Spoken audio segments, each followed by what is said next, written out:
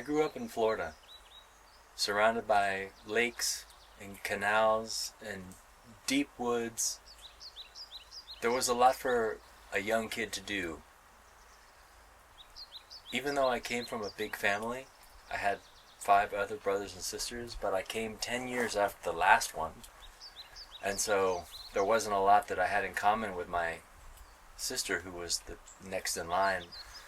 And even though there was so much to do in the surrounding area, what I remember is really enjoying to dig holes. I had holes all over our yard of all sizes. My dad was constantly yelling at me to fill in all the holes. And one time when I was digging a hole in our backyard, I remember my shovel hitting something really hard. It looked like a rock, but different color than what I was normally used to seeing. I brought it in the house to show my parents, and my dad said, "Yeah, I think that's a piece of pottery." And man, from that moment, I was hooked. I had a fire burning inside me at that moment to find the next piece of pottery and the next piece. And even today, almost 50 years later, I still have this fire inside me. Everywhere I go, I'm looking at the ground, trying to find something that's laying there interesting. It has never died. I think that's a big reason why I'm so interested in and fell in love with the hobby of metal detecting. In the late 1990s, I wound up coming to Germany for a couple years with the United States Air Force.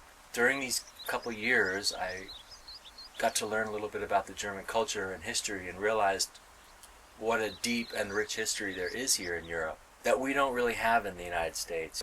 Here, we have thousands of years of history here. I can go in the fields in Germany and find Roman coins that are 1,000 years old or more. So there's a depth of history here that we don't have in the States. That was new to me and piqued my interest and really rekindled the flame for me to go out and discover stuff. Doesn't matter where or what it is, everything I find has a story. And for me, I think that's the most interesting thing about this hobby, are the stories that the things tell that I pull out of the ground. And it's interesting because in the moment that I pull it out of the ground, it's like I stepped into a time machine and was teleported back to a certain point in history. And I love these stories that the objects tell. But, they don't always tell a story. Coins have a story to tell pretty much always. If there's any kind of detail left on the coin at all, you can see the date, you can see where the coin is from. If there's writing on there, you can figure out where it's from. And in this respect, when they tell you a story, you can rely on it. You can expect it to be true. Other objects are not that way. There are a lot of objects that the stories don't come so easily, and even when they come, or if they come, you can't always be sure that the story is accurate. For me, a big part of this hobby also is the research part. Once you pull something out of the ground and you don't know what it is, and you go home and you try to dig out the information from Google or from books, sometimes you're lucky and you find that information, and other times it's not so easy.